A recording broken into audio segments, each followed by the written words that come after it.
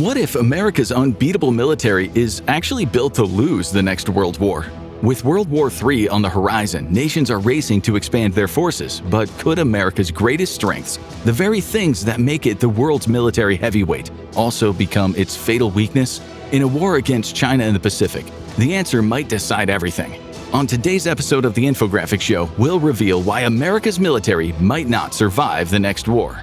The U.S. military is reorganizing and shuffling assets around as it prepares for what it sees as an inevitable confrontation with China in the Pacific. China's aggressive military buildup has seen it quickly overtake Russia as the second greatest conventional military power. And unlike Russia, China has an economy to match. But even though the Chinese military continues to lag behind the U.S. military, China has one key advantage. It can actually build things. During the latter half of the Cold War, American business leaders decided it was more profitable to sell off the nation's future for short-term gain. The once dominant U.S. manufacturing base was shipped overseas, enriching corporate elites while lowering consumer prices through cheaper foreign labor. But those savings came at a cost. Millions of Americans lost the stable, high-paying jobs that had defined prosperity since World War II. The U.S. military barely paid attention to this collapse in national manufacturing, even as alarm bells began ringing 2 decades ago. And the war in Ukraine served as the wake-up call. The sheer daily consumption of munitions was staggering, with both nations running through a year's worth of production in a matter of weeks. Russia keeps its defense data a tightly guarded secret, but it's estimated that the nation produces about 250,000 artillery shells every month, but it fires as many as 2 million shells in that same period. Without deliveries by North Korea and possibly China, Russia's war would have gone even worse than it already has for them. When it comes to missiles, Russia produces around 120 long-range missiles every month. Its exact firing rate is unclear, but frequent pauses and strikes reveal a chronic shortage of ammunition. Even after 3 years of war, Moscow still can't generate the necessary firepower needed to achieve its strategic goals.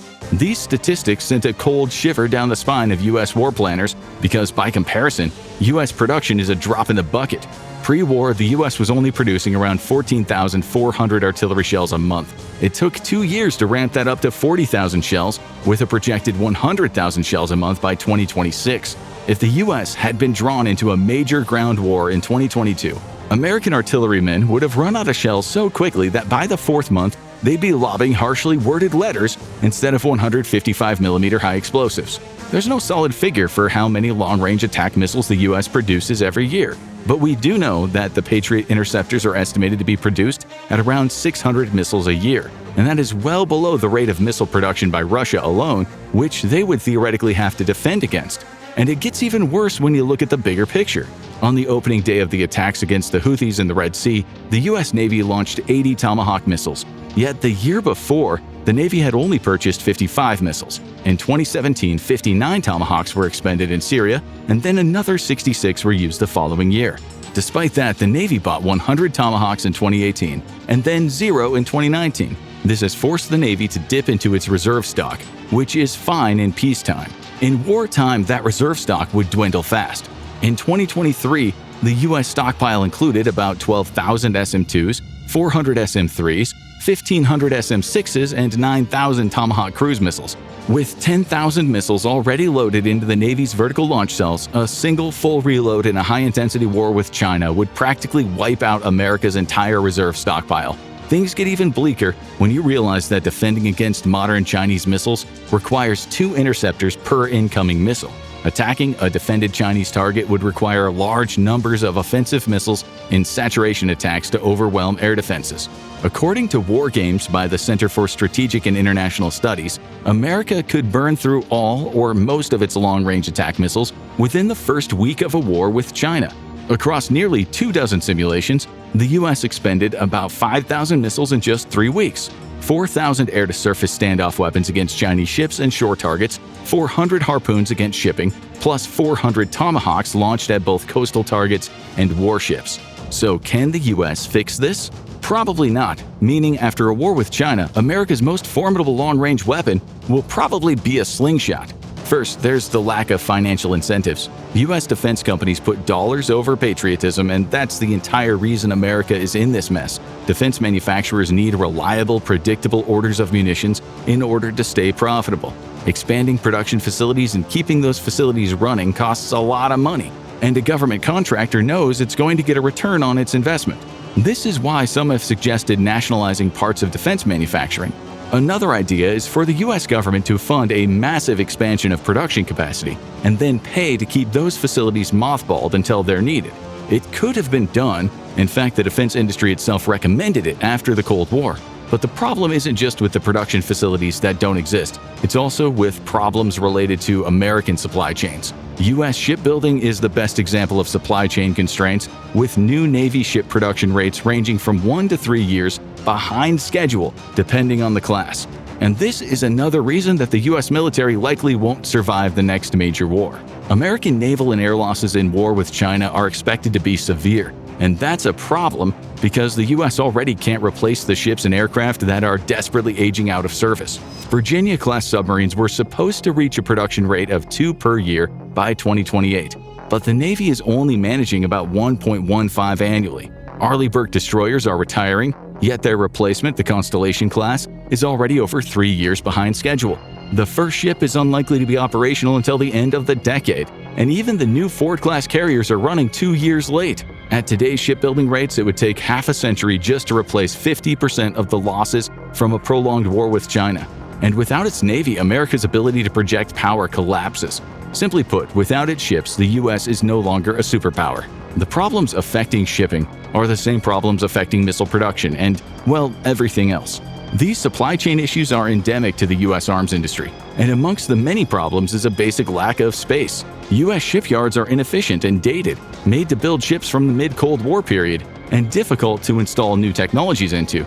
They are also far too small. China's largest military shipyard could fit all of American shipyards inside of it and have room to spare. It has 13 major shipyards capable of building military vessels, but 300 that can build both civilian and military ships in an emergency. Most American shipyards can't handle both civilian and military production. There's been investments into shipyard modernization and expansion, but that only reveals a second, deeper supply-side problem: a lack of skilled labor. Salaries for shipyard workers have stagnated and not been competitive relative to the labor required since the end of the Cold War. The exporting of shipbuilding to cheaper options in Asia also tanked the American labor pool, making qualified yard workers for military shipbuilding rare. During the Biden administration, a major recruiting push was launched, but the results have so far been mixed. And it doesn't even matter if shipyards are modernized and expanded, and new recruits located. Because in the next war, the U.S. is going to battle with the Navy it has today. Any newly built ships will require on average about 3 years to complete and actually enter service, and that's at a heavily rushed rate. With war looming, they won't be around to replace combat losses, putting an even higher strain on the active fleet. This will mean even more losses due to personnel and equipment fatigue. And it's not just the ships that take a long time to procure, though, because modern missiles also take years to go from basic components to a completed weapon. Thanks to its stealth and onboard technology, the Long-Range Anti-Ship Missile, or LRASM, may be the most capable anti-ship missile, but it also takes 2 years to fully assemble. This is a preposterously long time for a weapon that'll have a combat life of about an hour as it cruises toward its target, and it's expected to suffer a 50% attrition rate versus enemy air defenses. It doesn't take a genius to see how, in high-intensity conflicts, the U.S. simply can't wait 2 years for replacements. A major supply-side problem for ships, missiles, and aircraft are supply chain bottlenecks due to single-source suppliers. The Javelin anti-tank missile relies on Aerojet Rocketdyne for its rocket motor and nobody else. Meanwhile, the LRASM, the Joint Air-to-Surface Standoff Missile, and its extended-range version all rely on Williams International for their turbofan engines. PacSci EMC manufactures most of the high explosives used in American missiles of every type, from anti-ship to anti-air systems, and the titanium casings for many weapon systems and rocket motors all come from a single company. Then there's the actual production space. The Holston Army Ammunition Plant is one of the few facilities in the U.S. capable of producing the specialized explosives used across American weapon systems. Likewise, Lockheed Martin's Pike County Operations Plant in Troy, Alabama, is one of the nation's limited sites for missile testing and assembly, including the Javelin, Terminal High Altitude Area Defense missiles, and a variety of other air-to-ground missiles. Any sabotage or direct targeting of these facilities by long-range ballistic missiles means an effective end to U.S. missile production. America has given itself a single-source failure point, and it lacks resiliency. Many suppliers have moved operations overseas to nations unfriendly to U.S. interests, putting continued supply during wartime at risk. Globalization also means that few weapons are produced in a single facility. The F-35 is going to be doing the majority of the fighting in any war with China, and yet the U.S. relies on over a dozen other nations to produce components for the aircraft. While these nations are currently friendly to the U.S., it creates vulnerabilities that can be targeted by hostile actors, either through kinetic action or diplomatic pressure. And if the U.S. continues down the path of isolationism, those nations may decide to stop supporting the American defense industry exactly when the U.S. would need them the most. Complicating matters even more is China's near-complete monopoly on rare earth metals, which are critical for modern weapon systems. The U.S. once produced a significant amount of rare earth metals on its own, but again these operations were moved overseas. Investing in extraction and refinement today is not only a lengthy process, but a very costly one. New U.S. companies can't compete financially with China on the global market, making the U.S. military their only reliable customer.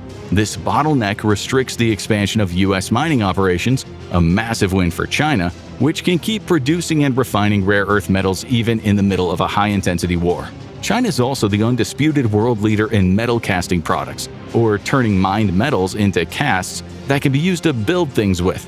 China has over half of the world's casting capacity, while the U.S. has a meager 9.75% capacity, despite once being the world leader. As war intensifies, Chinese tanks and ships will continue to roll off assembly lines, while American production will be hamstrung by a lack of cast products. But this isn't the only issue for America. 7 other materials are listed as critical vulnerabilities by the DoD. These include titanium, aluminum, other metals, semiconductors, missile propulsion, high-temperature materials, and microelectronics. If the U.S. tried to ramp up production, it wouldn't just have to overcome all these supply-side challenges. It would also face a harsher reality. By the time production ramps, the war might already be over. With 18 to 24 months needed just to build new facilities and another 2 years to produce many of America's missiles, the U.S. wouldn't be capable of serious resupply until 4 years after ramping up production. But by then, U.S. ships and aircraft would be little more than targets. America is doing such a bad job of arming itself that Air Force Major General Cameron Holt pointed out in 2022 that China was acquiring weapons 5 to 6 times faster than the U.S. Granted, China is still technically in the catching up stage, so this is expected, but what is of serious concern is that China is very incentivized to use that mighty industrial capacity to roll straight through the catching up to open warfare. Then there's the other problem the U.S. faces: it spends too much acquiring new capabilities. China may technically spend less than the U.S. on its military, but when considering purchasing power parity, China meets or exceeds even the U.S. in some estimates, because wages and general costs are cheaper in China. For every $20 that the Chinese invest into new capabilities, the U.S. spends $1. Per General Holt, if the U.S. doesn't drop the cost and increase acquisition speeds, the U.S. will lose a war against China. These skyrocketing costs are most evident in the F-47 6th-generation program. While promising to deliver the deadliest fighter aircraft on the planet, there are increasing rumors that each F-47 will cost well over $100 million. In fact, costs could reach as high as $300 million per jet, a price tag so steep it already killed the Navy's own 6th-generation fighter program. Without 6th-gen fighters, many are beginning to question the very point of the Navy's massive, costly, and increasingly vulnerable aircraft carriers. The facts as they lay right now are clear. The United States may have the world's best military and the most advanced weapons, but it simply doesn't have enough of them. In a war of attrition, America could be overwhelmed by a rival fielding inferior arms, because while they can replace their losses quickly, the U.S. struggles to produce some systems in the single digits.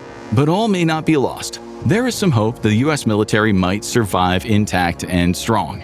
First, there's the performance of the U.S. military against the Chinese military. For all its supply problems and production faults, it is still the most experienced and capable force on the planet. China, meanwhile, remains inexperienced, having only recently unified its military branches into a joint force structure that still has no combat experience under its belt. Chinese troops were only recently allowed to join UN peacekeeping operations. In one high-profile incident, they abandoned African civilians that they were tasked to protect, retreating instead to the safety of a UN base, where dozens of Chinese soldiers repelled the insurgent assault from behind its walls.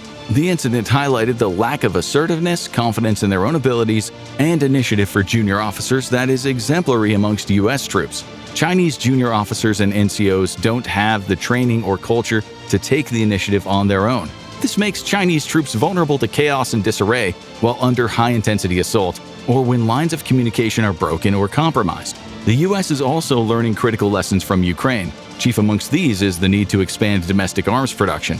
Most of the aid the U.S. has provided to Ukraine has actually gone into American manufacturing, funding new plants or purchasing modern replacements for equipment sent overseas. Several artillery shell factories have opened with this money, boosting production from just 15,000 rounds per month to nearly 100,000 by 2026. At the same time, newer and more capable versions of weapons sent to Ukraine are steadily refilling U.S. stockpiles.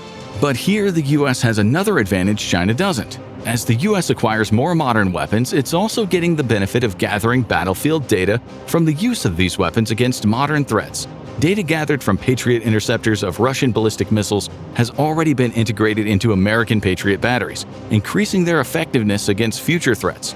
The use of Switchblade drones by Ukrainian forces has led to tweaks in the design and even methods of employment by U.S. troops. In fact, in exchange for foreign assistance, Ukraine opened a school at NATO headquarters where its military leaders share lessons learned from fighting the Russians.